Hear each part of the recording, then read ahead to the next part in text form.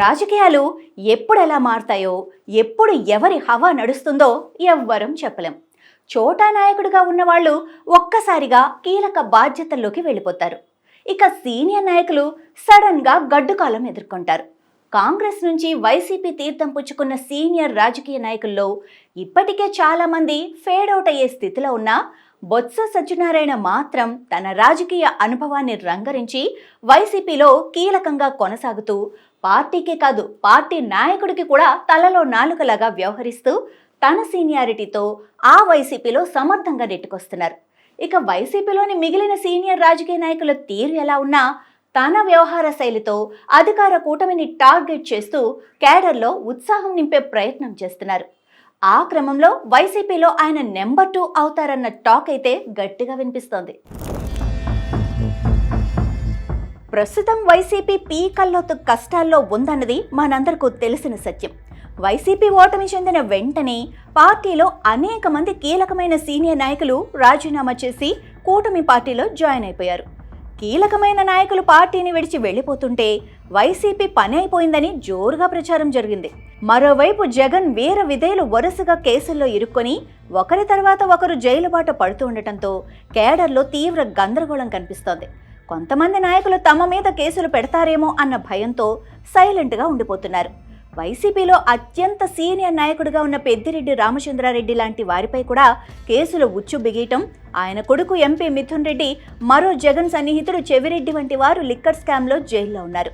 కూటమి ప్రభుత్వం కేసులను చూపించి వైసీపీ నాయకులను పార్టీని నామరూపా లేకుండా చేయాలని పట్టుదలతో ఉండగా అలాంటి సమయంలో బొత్స సత్యనారాయణ వైసీపీలో పెద్దన్న పాత్ర పోషిస్తూ జగన్కు అండగా నిలుస్తూ ఉండటంతో పార్టీ కేడర్లో కూడా కొత్త ఉత్సాహం కనిపిస్తోందని అంటున్నారు.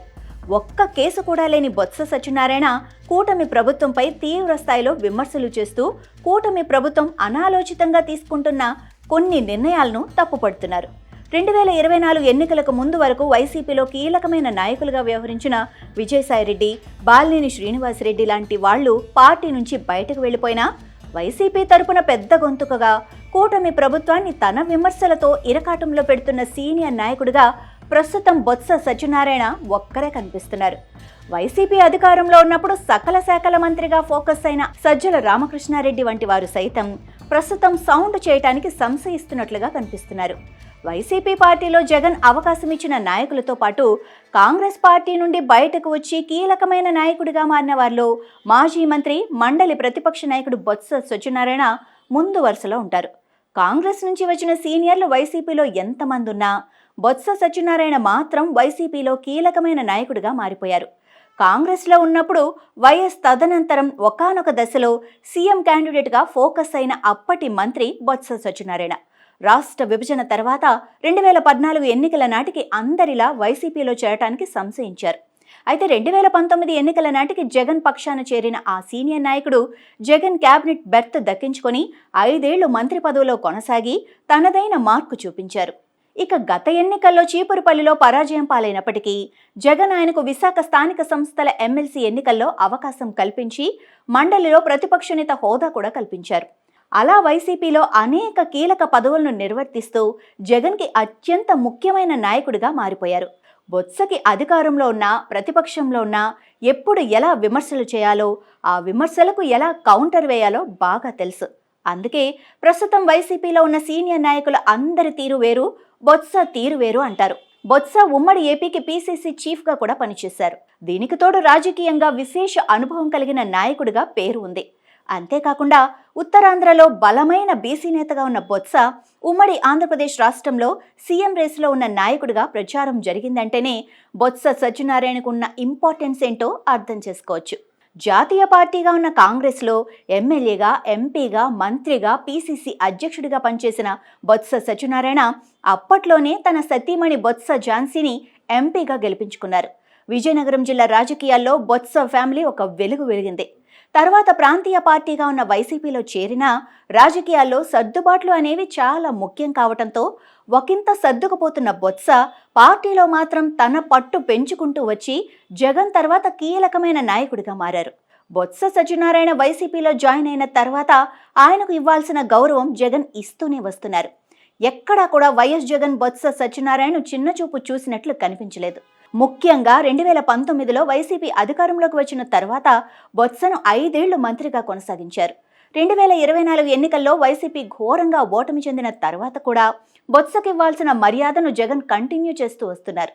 బొత్సను ఉభయ గోదావరి జిల్లాల రీజనల్ కోఆర్డినేటర్గా నియమించారు.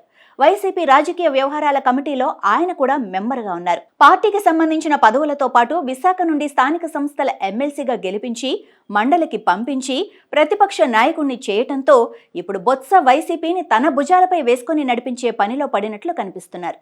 ఏ రాజకీయ పార్టీ అయినా నాయకుడైనా రాజకీయ సంక్షోభాన్ని ఎదుర్కొన్న సమయంలో బాధ్యతలు తీసుకొని జరిగిన నష్టాన్ని పూడ్చుకోవటంలో కీలకంగా వ్యవహరిస్తే ఆ రాజకీయ పార్టీ నిలబడటంతో పాటు నాయకుడు కూడా పుంజుకునే అవకాశం ఉంటుంది.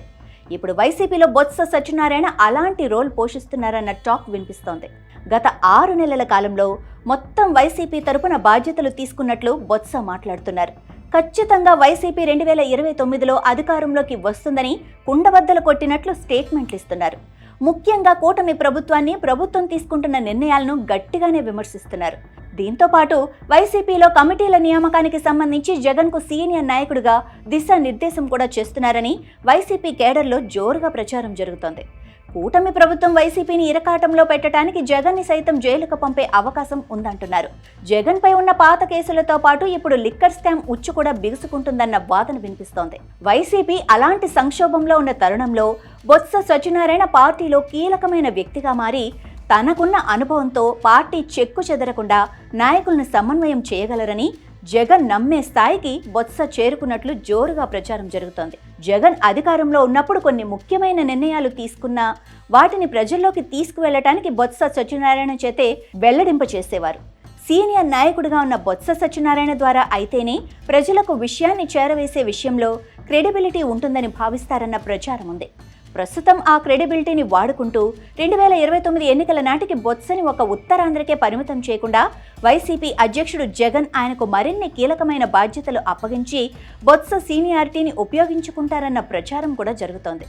ఏ రాజకీయ పార్టీలో ఉన్నా రాయల్టీగా వ్యవహరించే బొత్స సత్యనారాయణ ముందు వైసీపీలో ఎలాంటి కీలక పాత్ర పోషిస్తారో చూడాలి మరి.